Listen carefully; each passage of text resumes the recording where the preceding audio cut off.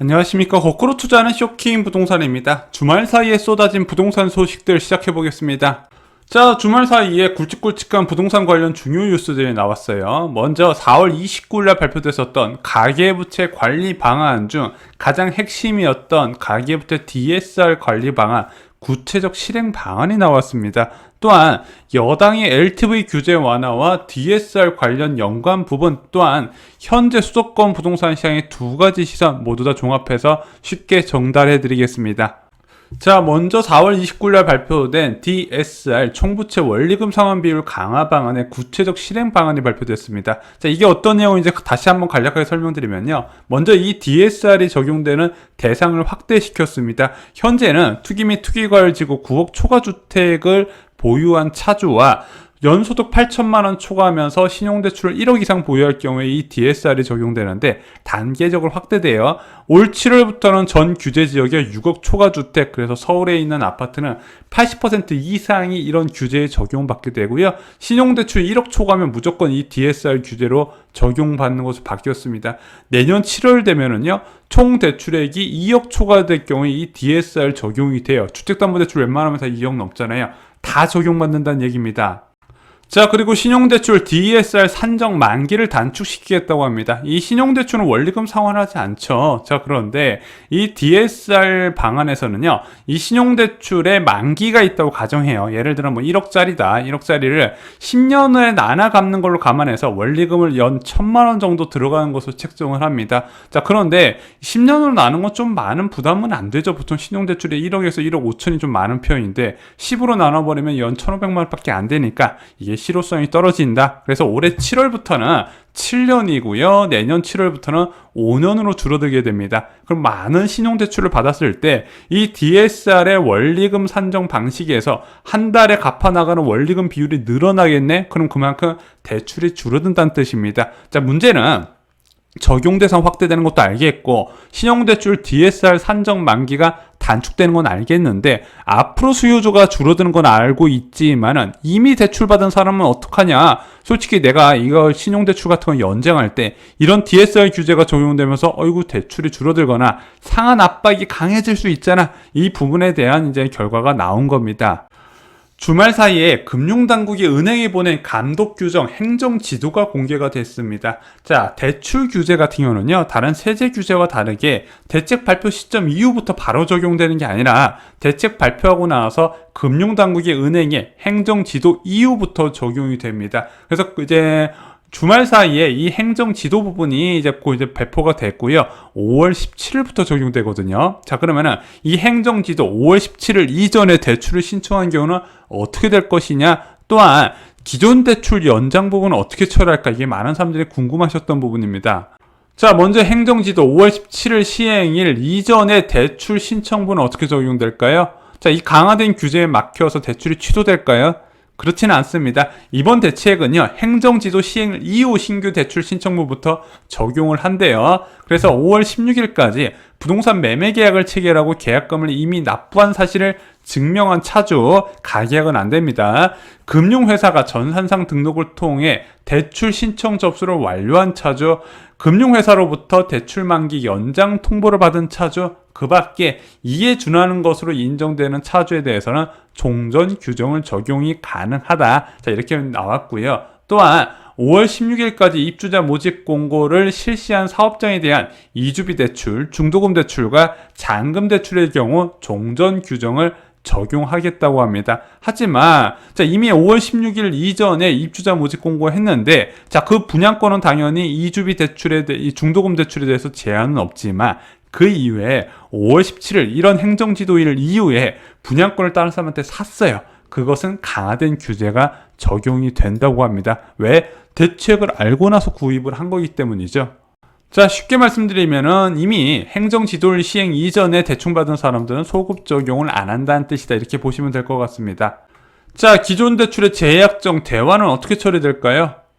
자, 금융당국에서는요, 행정지도 시행을 이후에 신규 대출부터 규제를 가한다고 했거든요. 자, 그런데 여기서 신규 대출이라고 하는 거에 대해서는 규정을 정의를 했습니다. 신규 대출이라 하면 신규로 취급받는 대출을 말하며 기존 대출의 증액, 재약정, 대환, 채무 인승도도 포함을 하긴 하는데 여기서 대출의 기한을 연장하는 경우 신용대출 같은 경우는 매년 기한 연장하잖아요. 그런 부분이나 그때 금리도 좀 바뀔 것이고 만기 조건도 좀 바뀔 수 있는 재약정을 진행하게 되는데 그것은 신규 대출로 보지 않고 대환 등도 문제가 안 된다. 다만 증액기나 이런 부분은 신규 대출에 포함한다고 합니다. 한마디로 기존에 신용대출 받으셨던 분들은 크게 우려하실 부분은 아닌 것 같습니다. 자, 4월 신용대출이 크게 늘어난 이유 중 하나가 전 이것으로 보고 있습니다. 자, 4월 달에 은행 가계대출에서 신용대출을 포함한 기타 대출이 11.8조 원으로 급등을 하게 됩니다. 자, 2019년 연중으로 기타 대출이 15조 원 증가했는데 4월에만 11.8조 원 폭등 수준이잖아요. 자, 그래서 한국은행에서 이런 이례적인 기타 대출 급증이 SKI 테크놀로지의 상장에 이제 공모주 청약에 의한 자금이다 보는데 저는 일부 이런 신용대출 규제 강화 방안을 앞두고 선수요가 좀 늘어나지 않았나 이렇게 보고 있습니다.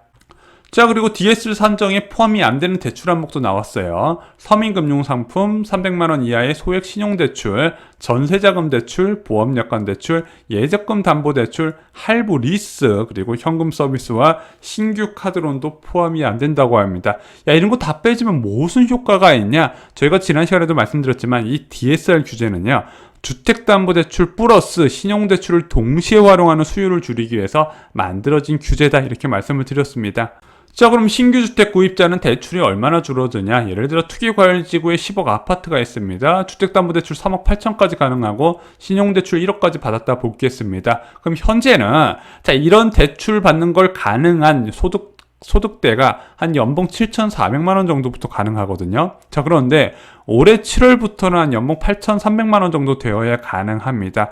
여기에 더해서 내년 7월부터는요. 연봉 9,800만 원 거의 1억 정도 되어야 DSR의 규제를 피할 수 있으면서 대출을 받을 수 있더라. 한마디로 대출 받을 수 있는 사람이 점점 줄어든다는 거. 최근에 부동산 시장이 대부분 실수요자 중심으로 많이 흘러가고 있는데 실수요자는 주택담보대출과 이제 신용대출을 많이 받잖아요. 그러면 앞으로 수요층이 줄어드는 규제다 이렇게 보시면 될 것 같습니다. 자, 지금까지 가계부채 관리 방안 중 핵심이라고 할 수 있는 DSR 행정 지도 부분에 대해서 말씀을 드렸는데 자, 두 번째 소식과 좀 좀 상충되는 부분이 있어요. 왜냐, 여당에서 지금 LTV 규제 완화를 검토하고 있잖아요. 특히 송영길 대표가 집값의 90%까지 언급하면서 이제 대폭적인 규제 완화를 이야기하고 있어요. 왜? 청년이나 신혼부부들이 집을 살 수 있게 도와줘야 된다는 겁니다. 자, 그리고 금융위원회에서 설문조사를 해봤더니 실수요자 대상 LTV 확대가 필요하대요. 응답자의 66.6%가 무주택자한테 충분한 대출이 필요하다 이렇게 답을 했다고 합니다. 좀 더 자세히 살펴봤더니 무주택 실소자의 주택 구입 지원 확대 필요성에 대해서 일반인 전문가 모두 충분한 대출이 필요하다는 입장에 공감했는데 전체 83.7%가 현행 주택담보대출에 대해서 LTV 10% 정도의 추가 혜택 조치를 내려야 된다고 답을 했다고 합니다. 아마 이제 여당에서 이것을 받아들일 가능성이 커지고 있어요. 자, 그런데 이 LTV가 무엇이냐? 담보가치를 기준으로 대출해주는 제도거든요. 그래서 소득보다는 이 담보가치가 얼마고 이 담보가치에 얼마에 비례해서 대출해주냐 이것을 판단하는 건데 지금 같은 경우 이렇게 낮게 LTV를 잡을 경우에 뭐 소득이 많지 않더라도 뭐 빌려주는 금융기관 입장에서 손해볼 거 없거든요. 왜? 이 사람이 이자 같은 거 못 갚을 것 같으면 바로 경매 넘겨서 내가 못 받은 돈을 받으면 되는 부분이니까. 자, 그런데 이 LTV는 담보가치를 올려주기 때문에 담보가치 인정 비율을 올려주기 때문에 대출을 더 많이 해주겠다는 개념인데 DSR은 상환 능력 기준으로 대출해주는 제도란 말이에요. 자, LTV 담보가치를 많이 인정해줘서 대출을 많이 한다 하더라도 내 소득 대비 상환 능력이 낮으면 과연 이것을 어떤 식으로 조화를 이룰까 했는데 기사가 나왔습니다. 무주택자 DSR 완화 없대요.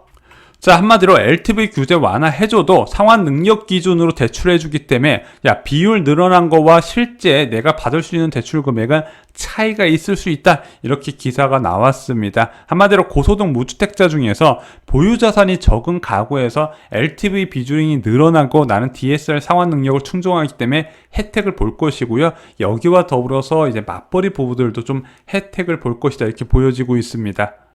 자, 세 번째는 거래절벽 심화 기사가 나오고 있습니다. 살 사람도 팔 사람도 없다. 거래절벽 심화되나? 자, 이 기사가 나온 건 당연하게 서울 아파트 거래량 보고 나온 거예요. 지금 뭐 경기 지역이나 인천 지역은 거래가 굉장히 뜨겁게 잘 이루어지고 있는데 서울 지역에 유난히 감소한 모양새가 나타나고 있거든요. 언론 보도에서는 이렇게 표현을 했습니다. 팔 사람은 다 팔았고 살 여력도 없다. 그래서 매물도 크게 감소했는데 수요도 붙지 않네. 그래서 줄다리기 상황이 이어지고 있다. 매도자는 그럼에도 불구하고 저렴한 가격에 팔 생각이 없고 매수자는 가격 피로감과 대출 규제로 자금 마련이 쉽지 않다. 그래서 이 부분 저희가 말씀드렸죠. 지금 금융 환경이 바뀌어야 된다. 매도자가 저렴한 가격에 팔 생각이 없다는 거는 낮은 실질 금리를 믿고 있다. 한마디로 지속적인 금리 인상 전까지는 이런 현상이 이어지게 될 것이고요. 자, 매수자 같은 경우는 뭐 높은 가격이 여전하기 때문에 쉽게 접근하기 어려운 부분이에요. 한마디로 규제도 강화하고 있긴 한데 저는 개인적으로 이런 상황에서 시장에서 대출 규제 완화 신호를 보내는 거에 대해서 별로 좋게 보고 있지는 않습니다.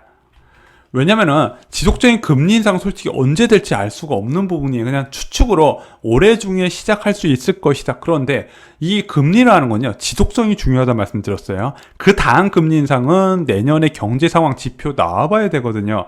이런 상황에서 오히려 수요가 증가할 수 있는 대출 규제 완화 부분의 이슈가 계속해서 언론을 도배하고 있다. 저는 굉장히 좋게 보지 않습니다. 이 부분은 뒤에서 한번 더 정리를 드릴게요. 자, 거래급과 반대로 이런 기사도 나오고 있습니다. 서초, 송파, 노원 등 재건축 분선 효과, 거래 늘고 신고가 성출. 한국 부동산은 통계를 봤을 때 서초구하고 노원구 지역의 상승률이 굉장히 높아지고 있어요. 자, 그동안에 오세훈 서울시장이 4개의 지역을 토지거래 허가구역으로 지정하고 이들 지역이 이 본격적인 실행 이전에 가격이 급등하고 거래 감소 상황은 나오고 있는데 가격은 전혀 안 떨어지고 있거든요. 왜? 팔 사람은 이미 다 팔았고 이제 버틸 사람들만 남아있더라. 이 가격에 사고 싶으면 사고 말려면 말아라. 이런 생각을 갖고 있는 거죠. 자, 그런데 이 토지거래 허가구역 카드가 좀 부작용이 있다 말씀드렸어요. 왜? 토지거래 허가구역 외 지역은 거래가 늘고 신고가 속출, 한마디로 풍선 효과가 나타난다는 거죠. 이 토지거래 허가구역 같은 경우는 이제 핀셋 규제와 가까운 개념인데 이런 저금리 상황에서는 항상 핀셋 규제는 풍선 효과가 따라온다 말씀을 드렸습니다. 자, 그래서 거래 급감이 솔직히 어느 정도 시간이 지나면 가격 하락세로 나타나야 되거든요. 왜? 재건축부터 가격이 떨어지고 초고가 아파트가 한 4, 5개월 지나면 거래 급감 4, 5개월 지나면 따라가야 되는데 재건축 아파트 가격이 급등하니까 이게 서울 지역의 거래 급감임에도 불구하고 가격이 안 떨어지고 있는 겁니다. 그래서 지금은 재건축을 건들면 좀 안 되는 시기긴 해요. 자, 왜 여당에서는 이런 초저금리 상황에서 규제 완화 이야기를 할까요? 자, 지금 오히려 여당이 규제 완화를 적극적으로 이야기하고 있고요. 보수 언론들이 그거에 대해서 조금 우려를 나타내는 상황입니다.